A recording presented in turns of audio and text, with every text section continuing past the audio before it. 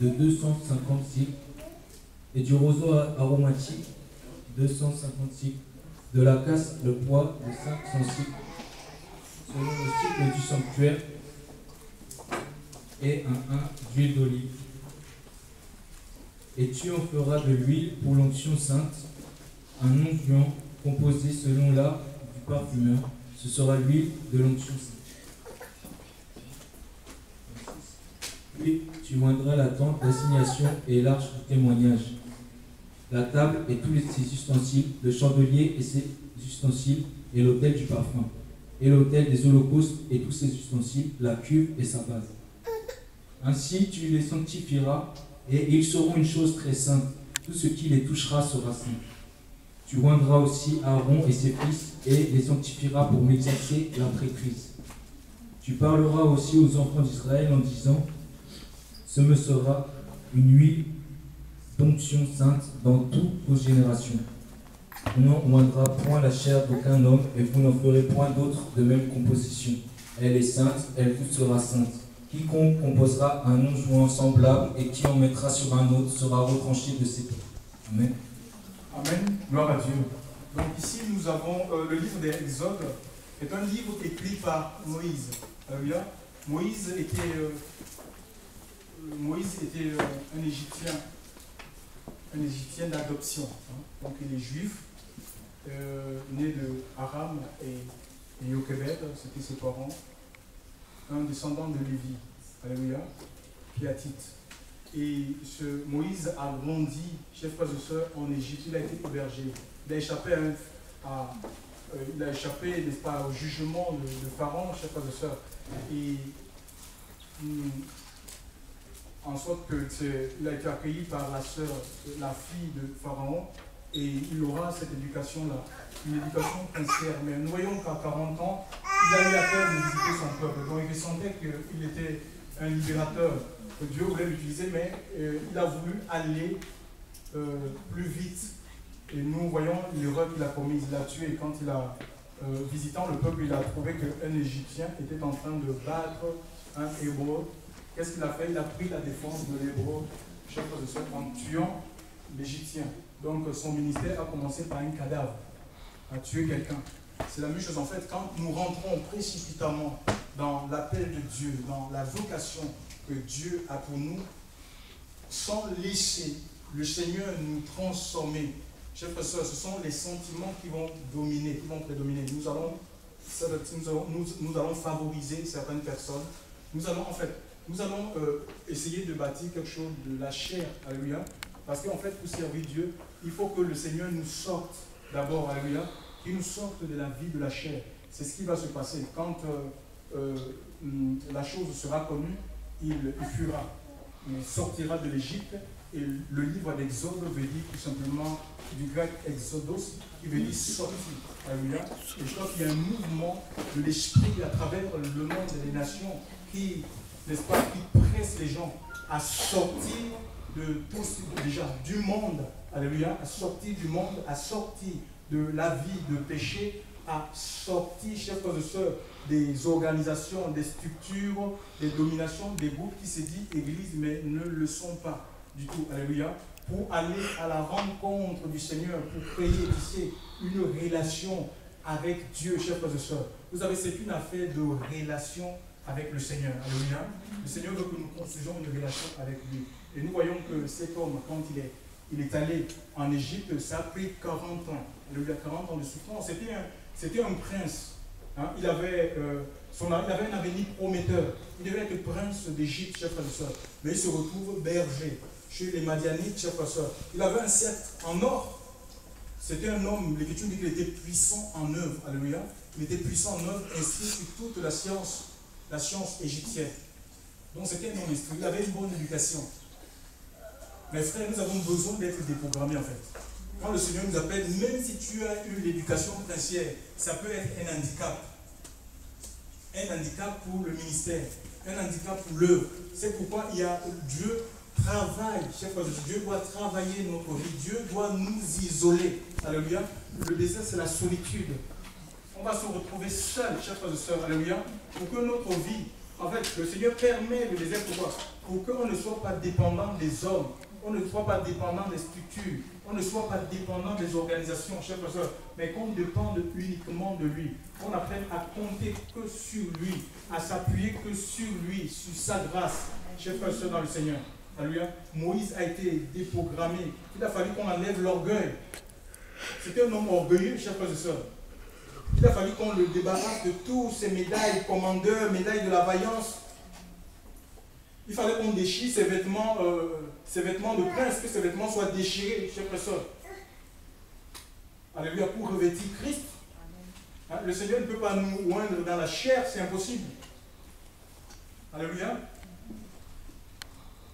Moïse est sorti, chers frères et sœurs. Et nous voyons que 40 ans après, il aura la visitation de Dieu. Alors qu'il paissait le troupeau de son beau-père Jéthro, il aura une vision. Mais ce n'était pas une vision de nuit, une vision de jour. Alléluia.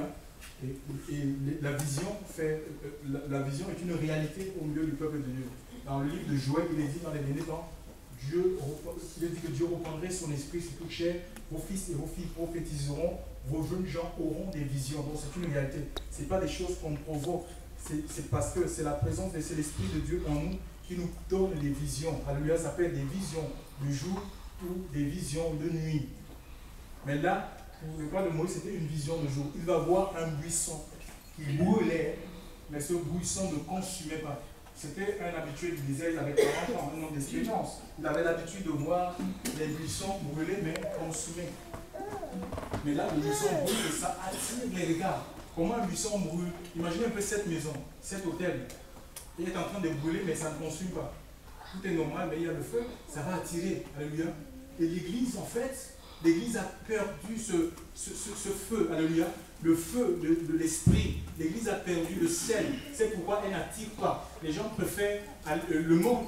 Chers frères et sœurs, l'église doit attirer, c'est le feu. Quand il y a le feu de Dieu dans une église, quand il y a le feu de Dieu dans une vie, chers frères et sœurs, cette vie attire l'onction. Quand il y a l'onction dans une église, l'onction va attirer des personnes. Alléluia. On n'a pas besoin de faire du recrutement. C'est l'onction qui attire. Le Saint-Esprit va donner ton adresse aux gens. Allez suivre telle personne dans telle rue. C'est dans la Bible, chers frères et sœurs. Il faut qu'on retourne dans la simplicité de la parole de Dieu. Moïse sera attiré, chers frères et sœurs, par ce feu, ce buisson qui brûlait sans être consumé. Et c'est là qu'il reçoit, chers frères et sœurs, il reçoit non seulement l'onction pour aller affronter Pharaon, il va recevoir, chers frères et sœurs, toutes les directives, ce qu'il doit faire. Il n'y a pas d'aventurisme, chers frères et sœurs, il y a trop d'aventuriers. Quand tu es appelé par Dieu, tu as une vision qui est claire. La vision, c'est quoi? La vision, c'est ce que Dieu te demande de faire, c'est ce que Dieu te dit de faire. Par contre, la vision, non, oui, c'est ce que Dieu te dit de faire. Qu'est-ce que Dieu t'a demandé de faire? Si Dieu t'a demandé de faire quelque chose, mais sache que ce n'est pas facilement parce que Dieu t'a demandé de faire quelque chose que forcément tout le monde va acquiescer. C'est impossible. Tu vas rencontrer de l'opposition. Quand Moïse est allé, d'abord il a dit qui suis-je? Qui suis-je pour aller? Il connaissait Pharaon. Puisqu'il a vécu dans sa cour. Il a été élevé, chef professeur, dans la cour de Pharaon. Il dit qui suis-je?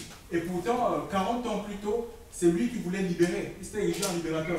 Il voulait libérer. Pourquoi? Parce qu'en fait, il était complètement transformé, chef professeur. Alléluia. Il était vidé de lui-même. Alléluia. Le Seigneur ne peut pas, Dieu ne peut pas remplir des vases qui sont pleins. Pleins. Si on est rempli de nous-mêmes, de notre propre justice, si on est rempli on est rempli d'orgueil, on croit qu'on est suffisant, on n'a pas besoin des autres, c'est faux. C'est faux, chers frères et sœurs. Le Seigneur, il faut qu'on soit vidé de tout ça. Et Dieu veut nous vider, ça c'est le rôle de la parole de Dieu.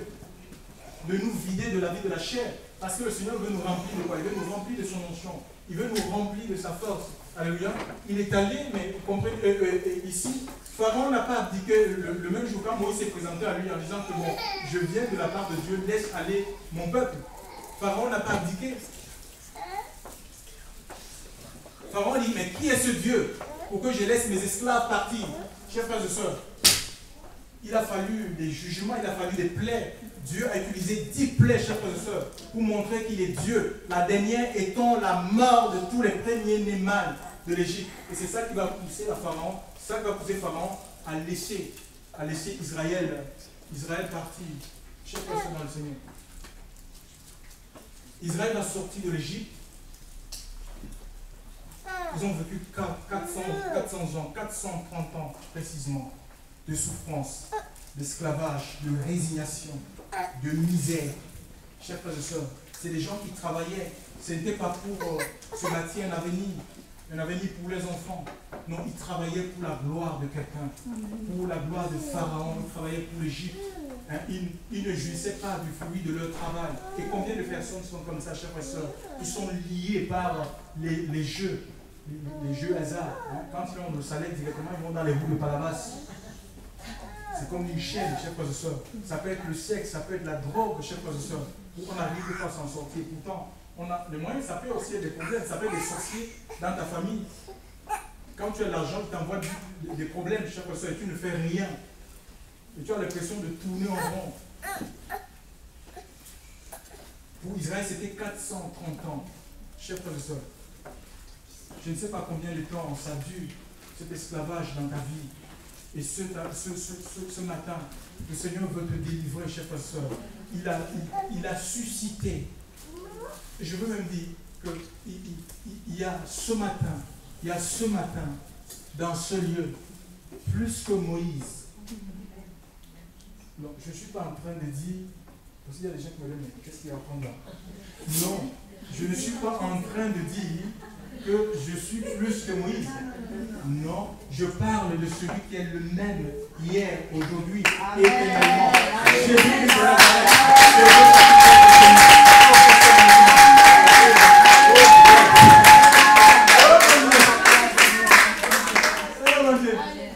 Il est tout puissant, chers frères et sœurs. C'est-à-dire qu'il y a des puissants dans ce monde. Peut-être qu'on est tenu par une puissance, alléluia. Mais l'Écriture dit que le Fils de l'homme a paru pour détruire les œuvres du diable et son empire dans les cœurs des hommes. Il a détruit les œuvres de Pharaon, chers frères et sœurs. Israël est passé à sec sur la mer Rouge, chers frères et sœurs, et l'armée des pharaons, chers frères et sœurs. La mer qui était ouverte pour faire passer Israël, la même mer ouverte a, chers frères et sœurs, englouti Pharaon et son armée, chers frères et sœurs, dans le Seigneur. C'est possible, Jésus a triomphé, chers frères et sœurs, sur Satan, ces démons, peut-être les choses qui te tiennent dans ta vie. Il a triomphé ces choses par l'œuvre de la croix. Alléluia. Par l'œuvre de la croix, chers frères et sœurs. Il n'y a aucune puissance qui peut tenir devant l'œuvre de la croix, chers frères et sœurs. Aucun péché ne peut tenir devant l'œuvre de la croix. Amen. Et si le diable, Satan, défie Dieu en poussant les hommes à toutes sortes de perversions, la solution que Dieu a trouvée concernant le péché, chers frères et sœurs, c'est la croix. Alléluia. Et chacun de nous doit venir avec ses propres péchés. Même si tu es chrétien, ne dis pas que tu es dans un corps de péché, chers frères et sœurs. Ne te séduis pas. Alléluia. Le Seigneur nous appelle pas appelés à mener une vie routinière, chers frères et sœurs, où on vit les mêmes choses, chers frères et sœurs, on répète les mêmes choses, où on est lié par certaines habitudes. Ça s'appelle le commérage, les murmures. Ces choses doivent être détruites, chers frères et sœurs, bannies de nos vies. Nous devons les amener, c'est nous qui devons amener ces choses, chers frères et sœurs. Parce que même quand Dieu nous appelle, il nous donne son esprit, nous révèle de son esprit, il n'enlève pas notre libre arbitre. Hein? Le Seigneur n'annule pas, l'Esprit de Dieu ne vient pas annuler notre volonté. C'est ta volonté qui doit te soumettre à la parole du Seigneur. C'est toi qui dois accepter de te soumettre à l'esprit que tu as reçu. Tu peux décider de ne pas te soumettre. Tu peux décider de ne pas obéir au Seigneur. Israël est sorti de l'Égypte, chers frères et sœurs. Ce peuple est sorti. Et là, Dieu va donner. Parce qu'ici, nous avons lu un passage, en fait, qui parle de la composition de l'huile d'onction. Alléluia. L'huile d'onction, pourquoi? Parce que quand Dieu les a sortis de l'Égypte, de la captivité, il voulait qu'ils deviennent des prêtres pour lui. Pas des prêtres pour un homme. Il voulait que ce peuple devienne des prêtres. Donc, il est question de la sacrifice. Il leur a donné le sacerdoce. Le sacerdoce, ça veut dire le service qui est lié, qui est attaché au temple. Et nous voyons qu'avec Moïse avait reçu ce qu'on appelle le tabernacle. Le tabernacle, c'est un lieu de rencontre, la tente d'assignation. Là où le Seigneur voulait le peuple. Dieu ne nous veut pas dans le monde, Dieu ne nous veut pas ailleurs, que ça symbolise la présence de Dieu. Dieu nous veut dans sa présence. Alléluia. Le Seigneur nous veut dans sa présence. C'est ça le tabernacle. Ils allons le tabernacle, temple d'assignation. Alléluia. C'est un lieu de rencontre des hommes avec Dieu. Un lieu de réconciliation, chers frères et sœurs, des hommes avec le Seigneur. C'est le message que Dieu nous donne, chers frères et sœurs. Pas autre chose.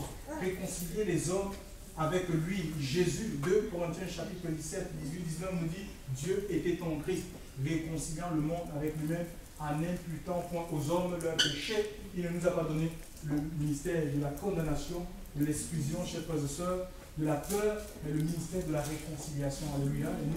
Et nous sommes des ambassadeurs pour Christ, là où il nous a placés. Dieu les a donné le sacerdoce. Et plus tard, nous voyons que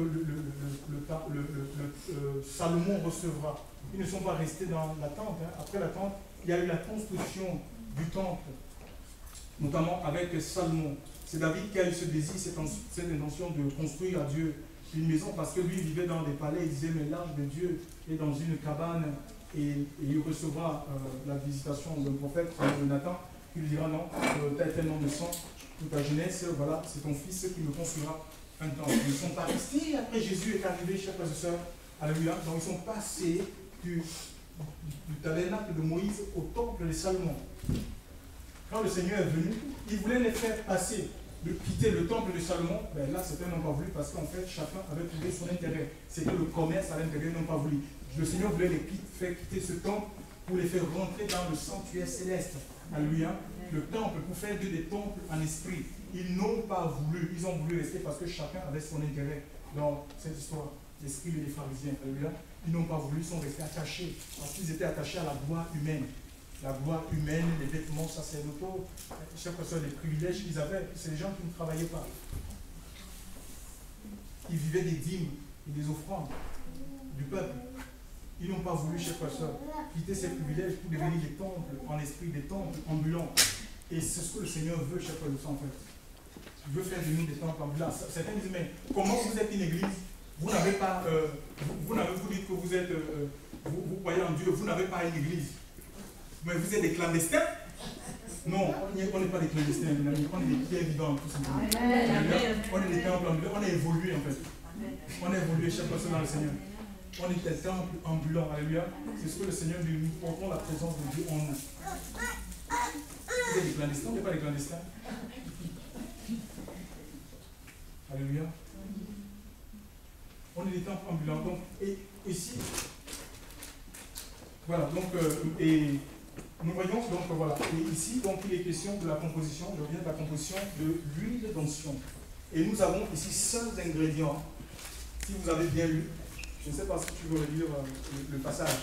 Nous avons 5 ingrédients qui rentrent dans la composition de l'huile. Et l'huile là devait être appliquée sur 3 types de personnes, y compris les instruments qui devaient servir dans le temple. Par exemple, le roi, les sacrificateurs et les prophètes. Et quand nous lisons la Bible, chers frères et sœurs, tous les chrétiens, en fait, certains ne le savent même pas. Chers frères, ils ne savent pas qu'ils sont rois. Ils ne savent pas qu'ils sont prophètes. Ils ne savent pas qu'ils sont sacrificateurs. Chers frères et sœurs, l'huile, cette huile-là, cette huile d'onction devait être appliquée sur les rois, sur les prophètes, les sacrificateurs. Et l'Écriture nous dit, à celui qui nous aide et qui nous a lavés par son sang, il a fait de nous un royaume de sacrificateurs pour Dieu. Apocalypse chapitre 1, verset 4 à 5, Apocalypse 5, verset 10, nous dit qu'on est un peuple de rois, de prophètes et de sacrificateurs. Nous avons reçu une triple onction. On a l'onction de roi en nous. Ça veut dire que l'esprit de l'homme, l'esprit de Dieu, nous avons reçu l'esprit. Quand on parle de roi, c'est des gens qui règnent. Mais il n'est pas question d'aller discuter le règne avec la reine Elisabeth. Non. On dit, bon, ben, moi je deviens président de la France. Comme on le voit. Ou le Mohamed VI du Maroc. Non. Alléluia. Le règne, en fait, c'est comme la seule portion d'autorité, de supériorité. C'est sur quoi? C'est sur la haine peut-être qui mine ta vie. Tu n'arrives pas à pardonner tes ennemis. C'est ça, Dieu veut donner la victoire sur la haine, chers frères et sœurs. La victoire sur la jalousie, la victoire sur le péché qui domine. L'homme est esclave de ce qui domine dans sa vie. Qu'est-ce qui domine dans ta vie? S'il y a des choses qui dominent, mais tu ne règnes pas. Tu n'es pas dans ta fonction de roi. Alléluia. C'est ça les rois. Et les sacrificateurs, c'est aussi pour les sacrificateurs. Les sacrificateurs, c'est les gens qui sont sacrifiés. Ils ont sacrifié leur vie pour le Seigneur. C'est des gens qui ne vivent plus pour eux. Ils vivent pour le Seigneur. Ils sont consacrés, ils sont mis à part pour Dieu. C'est ce que nous sommes. On ne vit pas pour nous, on ne travaille pas pour nous. On vit pour le Seigneur, on travaille pour les intérêts du royaume. On cherche à bâtir un nom, ou bâtir, je ne sais pas, une organisation, je ne sais pas moi. C'est pour le Seigneur, alléluia. Et prophète. Nous tous, on est des potentiels prophètes. Pourquoi? Parce qu'on a reçu l'Esprit de Dieu. Hein? Ils prophétiseront. Ici, peut-être à la chambre haute 120, priant, jeûnant, cherchant la face de Dieu. Ils ont été puissamment visités, chers frères et sœurs. Il y a eu des langues, chers frères et sœurs, des langues diversifiées, chers frères et sœurs. 120 langues, alléluia. Et l'Esprit, c'est l'Esprit de Dieu. L'Écriture dit que l'Esprit, selon qu'il parlait, selon que l'Esprit les conduisait dans le parler. Ce n'est pas eux qui conduisaient l'Esprit. Aujourd'hui, nous, notre génération, on a fait de créer des écoles du parler en langue. C'est l'Esprit de Dieu qui les conduisait. Ça nous parle des diversités de ministères. C'est un mystère, chers frères et sœurs. Le jour de la Pentecôte, Dieu voulait qu'il parle, ben voilà, il va se révéler aux nations tout simplement. Alléluia. Ça n'a rien à voir avec le parler en langue. Oh, je ne parle pas en langue, je n'ai pas reçu l'Esprit. Le Saint-Esprit a accordé à toute personne qui est née de l'Esprit Saint, qui est née de Dieu. Si on est de Dieu, si on a reçu Christ dans notre vie comme Sauveur et Seigneur personnel, on a l'Esprit en nous, on a reçu l'Esprit en nous. Donc il n'est pas question de parler en langue. Et Dieu va nous donner une de ses particularités. Certains, ça va être les dons de connaissance, d'autres, ça va être les dons de prophétie, d'autres, ça va être des visions, d'autres, ça va être le don d'opérer des miracles. Hein? Il y a une diversité, chers sœurs. Les ministères, certains seront apôtres, prophètes, évangélistes, pasteurs, docteurs. Alléluia. Une diversité, mais le même esprit, dans l'unité. Alléluia. Dans l'unité de l'esprit. Alléluia. On ne peut pas être. Il n'y a pas d'église monolithique où tous on tient le même discours, on fait les mêmes choses. C'est faux, c'est la religion, c'est le vaudor, ça. C'est ce que le peuple vivait en Égypte. Alléluia. Il se prosternait devant une idole. C'était pareil. On parle le même langage, non. C'est la diversité. Regarde, ce matin, on n'a pas la même tenue vestimentaire. Vous voyez, nous n'avons pas la même tenue vestimentaire. C'est la diversité qui est en Dieu.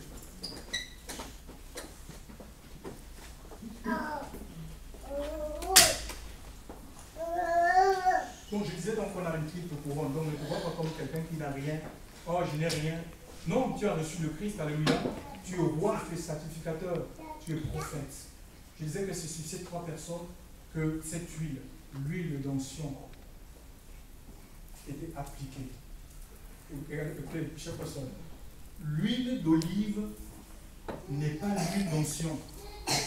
Ah oui, viens, non. On a l'huile d'onction. Et puis il y en a, ils vendent même l'huile, ils disent l'huile d'onction. Non, c'est faux.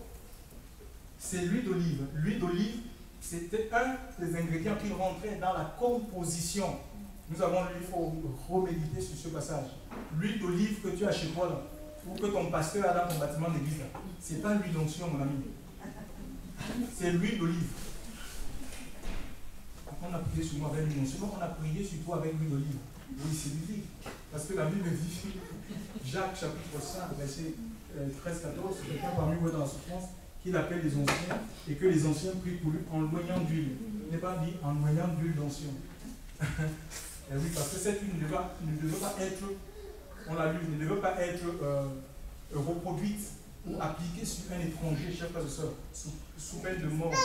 Cette personne amoureuse, c'était uniquement pour des gens qui étaient consacrés, notamment les Lévites. Vous voyez, aussi, maintenant, certains, au fond, on voit aujourd'hui, même dans les organisations, on organise des grandes cérémonies, des cérémonies en pompe, les gens sont habillés en vêtements sacerdotaux, et puis, bon, voilà, on dit, voilà, c'est ceux-ci qui sont on présente les prêtres, les pasteurs, et on les applique l'huile. En disant, mais c'est l'huile d'olive, c'est pas l'huile d'onction, c'est très faux, chers frères et sœurs dans le Seigneur. Et nous n'avons plus besoin de ça, en fait. Nous n'avons plus besoin de ça parce que le Seigneur nous a sortis de ce sacerdoce-là. Le sacerdoce aronique, c'était imparfait. La Bible nous dit dans Hébreux chapitre 9, dans le livre de Hébreux chapitre 9, au verset 10, il parle d'un temps de reformation, de redressement. En fait, dans la Bible, il y a deux types de sacerdoce. Il y a le sacerdoce lévitique ou aronique qui exigeait l'huile d'onction, qui exigeait les ablutions, c'était une forme de toilette pour rentrer dans la deuxième partie du tabernacle. Ce sacerdoce exigeait aussi les sacrifices d'animaux, les pains sans levain. Chers frères et sœurs dans le Seigneur, ce sacerdoce exigeait un temple. Et ce sacerdoce avait privilégié une seule tribu, la tribu de Lévi, qui avait le droit d'exercer, chers frères et sœurs, la fonction sacerdotale. Donc c'était comme, dans ce sacerdoce, en fait, les hommes représentaient Dieu sur la terre et ils représentaient les hommes devant Dieu. Est-ce que je me fais comprendre? Les hommes représentaient Dieu sur la terre parce qu'ils avaient reçu cette huile. Alléluia. Et en même temps, ils représentaient le peuple devant Dieu. Donc, ils avaient ce qu'on appelle le mot m'échappe. C'était des médiateurs en fait. C'était des médiateurs. C'était des médiateurs. Il y avait beaucoup de médiateurs. Donc des gens, c'est des gens qui priaient pour vous, qui allaient chercher Dieu pour vous, qui allaient consulter Dieu pour vous. Mais frère, chers soeurs, ce sacerdoce a été redressé, a été comme reformé avec la mort de Jésus. Et que tu nous dis qu'il est rentré dans un sanctuaire céleste qui n'est pas de ce siècle, chers frères et sœurs, dans le même chapitre. Le même chapitre hébreu, donc à partir du verset 23. Un tabernacle qui n'est pas fait, qui n'est pas de ce siècle, il est rentré avec son propre sang. On n'a plus besoin d'offrir des sacrifices d'animaux, chers frères et sœurs, pour obtenir le pardon de nos péchés. Hébreu 4, verset 7 nous dit: approchez-vous donc du trône de la grâce. Approchons-nous donc du trône de la grâce avec confiance pour obtenir quoi? Miséricorde, pour être secouru dans nos besoins. Alléluia. Le trône, c'est un trône spirituel. Alléluia. Dieu esprit. Il veut des adorateurs en esprit et en vérité, chers frères et sœurs. Alléluia. Il a fait de nous des temples en esprit. Alléluia. Gloire à Dieu. Donc on n'a pas besoin de reproduire, d'avoir des temples physiques. Ça ne veut pas dire qu'on ne doit pas se retrouver.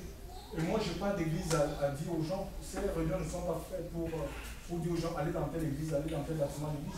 C'est pour vous alliez à Dieu. Et l'Esprit de Dieu vous convaincra, vous mettra des frères avec qui vous devez prier, tout simplement. Alléluia. Il n'est pas question de présenter aux gens l'église. Jésus n'a jamais présenté aux gens l'église, une dénomination. Il est le chemin, il est la vérité. Il est la vie, il est venu révéler le Père. Il prêchait tout simplement la vérité aux gens. Les gens avaient foi en lui, ils expérimentaient les guérisons. Même si tu as foi dans la parole de Dieu, même dans ta maison, tu peux expérimenter la puissance de Dieu, chers frères et sœurs. Le Seigneur peut agir, il peut intervenir au quotidien, dans ta vie. Dans ta vie. Donc, et l'autre sacerdoce, donc le sacerdoce de Jésus. Il y a le sacerdoce de Jésus, c'est les prêtres en esprit, tout simplement. Alléluia. Nous sommes un sacerdoce royal, 1 Pierre 2, verset 9, si j'ai bon mémoire. Une nation sainte, un peuple acquis. On a été acquis pas par le sang de l'animal, mais le sang de Jésus. Alléluia. Il est l'agneau qui mourut. Qui s'est donné pour nous. Il a expié nos péchés, chers frères et sœurs. Il a pris sur lui nos fautes, nos péchés. Le châtiment qui nous donne la paix est tombé sur lui, chers frères et sœurs. Et nous sommes guéris au travers de ces maîtres-sûrs. Alléluia. Et il fait de nous, il ne nous rachète pas pour être comme ça dans la nature, chers frères et sœurs. C'est pour être constamment devant sa face. Alléluia. Dans sa présence, dans l'adoration, dans la louange. Nous n'offrons pas des sacrifices charnels, un peu comme les Lévites autrefois. Ils offraient des sacrifices d'animaux. À Dieu, nous offrons la louange, l'adoration, le service que Dieu a mis dans ton cœur. Il y a des choses que Dieu met en toi, que des miracles, écouter les orphelins. C'est un service que tu rends. Il peut te donner l'hospitalité. Alléluia. D'accueillir les gens dans ta maison. C'est le ministère que tu es en train de rendre. Alléluia. C'est un ministère, ça. L'aide, le soutien, l'assistance, chaque personne nécessitée, ce sont des appels. Les appels sont diversifiés, ce n'est pas forcément l'annonce ou la prédication de l'évangile, chers frères et sœurs dans le Seigneur. Dieu veut des temples en esprit, alléluia. Et c'est ce que nous sommes, nous devons être en fait. Nous devons être des temples en esprit. Donc l'huile d'onction n'est pas, l'huile d'olive n'est pas l'huile d'onction, alléluia. Ça, il faut le garder. On vient, nous avons l'huile d'onction, il y aura des prières avec l'huile d'onction. Il dit non, il faut changer de vocabulaire, alléluia. C'est avec de l'huile. Si l'olive, pourquoi? Parce qu'en fait, les Juifs, c'était un peuple agricole et ils avaient cette culture en eux. Si, en Afrique, je ne sais pas s'il y a des Gabonais ici, ou au Cameroun, on cultive c'est l'huile de palme. Hein? On produit l'huile de palme. Donc ça veut dire qu'on peut prier sur les gens avec l'huile de palme. Ce n'est pas que l'huile est quelque chose. Le Seigneur honore la foi, c'est des symboles. Mais Dieu agit, si nous avons la foi, le Seigneur va agir, va opérer. Peu importe lui, tu peux prier avec l'huile de colza. Alléluia. C'est une personne. Il n'y a pas d'huile d'onction. Cette huile ne veut pas être refaite, ni appliquée sur un étranger. Alléluia. Par contre, aujourd'hui, nous bénissons le Seigneur avec le ministère de Christ. Chers frères et sœurs, ceux qui ont reçu le Christ, ils ont reçu, c'est une huile qui est spirituelle. Alléluia. Une huile spirituelle. Et le Seigneur est venu d'après Ésaïe. d'après Ésaïe 61, verset 3. Il dit, au lieu, il est venu pour nous donner un vêtement de louange, au lieu d'un esprit abattu, une nuit de joie, une huile de joie, la joie du salut, chers frères et sœurs. Et la joie, c'est le fruit de l'esprit. Mais pour qu'il y ait un fruit, il faut un arbre. Je vous ai parlé précédemment que Jésus est l'olivier. Il est l'olivier franc. Donc si nous avons Christ en nous, notre vie doit être une vie débordante de joie. Les fleuves d'eau vive couleront de son sein jusque dans la vie éternelle. Jean chapitre 7, verset 37 à 39. Chers frères et sœurs, les fleuves de sa présence, les fleuves de son esprit. Je dis, vous n'avez pas besoin d'autre chose que de la présence de l'Esprit de Dieu. Alléluia. Donc l'onction, c'est la force de Dieu. L'onction, c'est la force de Dieu. Le Saint-Esprit, c'est la présence du Seigneur. La présence du Seigneur, personne ne peut vous donner la présence du Seigneur. La présence du Seigneur, c'est sa personne. Il faut accepter la présence de Dieu. Par contre, l'onction, quelqu'un peut vous la communiquer. Par exemple, il peut y avoir une visitation. Je crois que le Seigneur va visiter les gens ce matin. Ils peuvent tomber sous l'onction, chers frères et sœurs, mais ça ne veut pas dire qu'ils ont le Seigneur en eux. À un moment donné, il faudrait qu'ils acceptent le Seigneur. Et l'Église s'est contentée beaucoup des visitations, chers frères et sœurs. Dieu a utilisé les hommes de Dieu, ils viennent. Dieu visite, mais au lieu de construire une demeure pour le Seigneur, il faut que tu construises ta demeure, que ta vie devienne une demeure pour Dieu, pour que le Seigneur ne vienne pas constamment te visiter, mais qu'il vive en toi. Alléluia. Le Seigneur veut vivre en nous. Il veut faire de nous des temples vivants, des temples en esprit, chers frères et sœurs. Il veut vivre, c'est l'Esprit Saint. L'Esprit Saint. Donc il ne peut pas accepter la souillure, chers frères et sœurs. C'est nous qui devons fuir la souillure, chers frères et sœurs. Alléluia. Le Seigneur il a donné sa vie pour cela, sur le bois de la croix. Il est mort, chers frères et sœurs. Alléluia. Il a connu la souffrance, chers frères et sœurs. Il était séparé de son Père, Dieu. Jésus-Christ, homme. Dieu ne pouvait même plus le regarder. Dieu s'était détourné de son regard à cause du péché de l'humanité, chers frères et sœurs, dans la vie de son Fils. Donc on ne peut pas continuer, ayant été éclairé, chers frères et sœurs, continuer dans la même voie, dans les mêmes débordements de débauche, chers frères et sœurs. Nous devons prendre des positions pour Dieu. C'est pourquoi il y a trop d'infantilisme au milieu de nous. Et les enfants de Dieu sont malmenés. Ils sont malmenés par des faux pasteurs, des faux gourous, parce qu'on ne veut pas être soumis à l'Esprit Saint. Alléluia.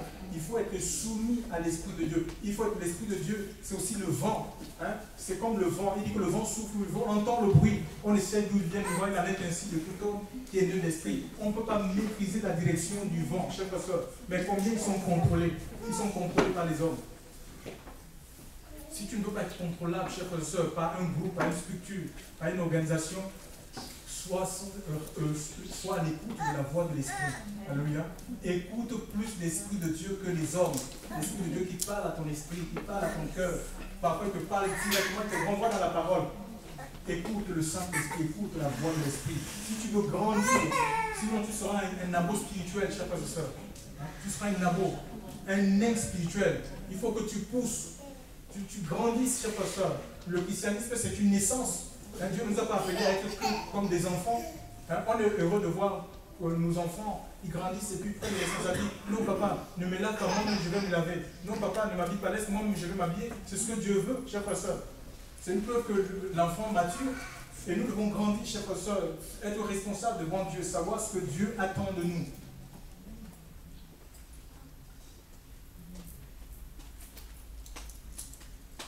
L'onction, chers frères et sœurs, le Seigneur a donné son esprit en fait pour conduire l'Église. Pas pour que l'Église conduise le Saint-Esprit, mais que l'Église c'est le corps. C'est ce que nous formons. Alléluia. Mais que le corps suive la tête.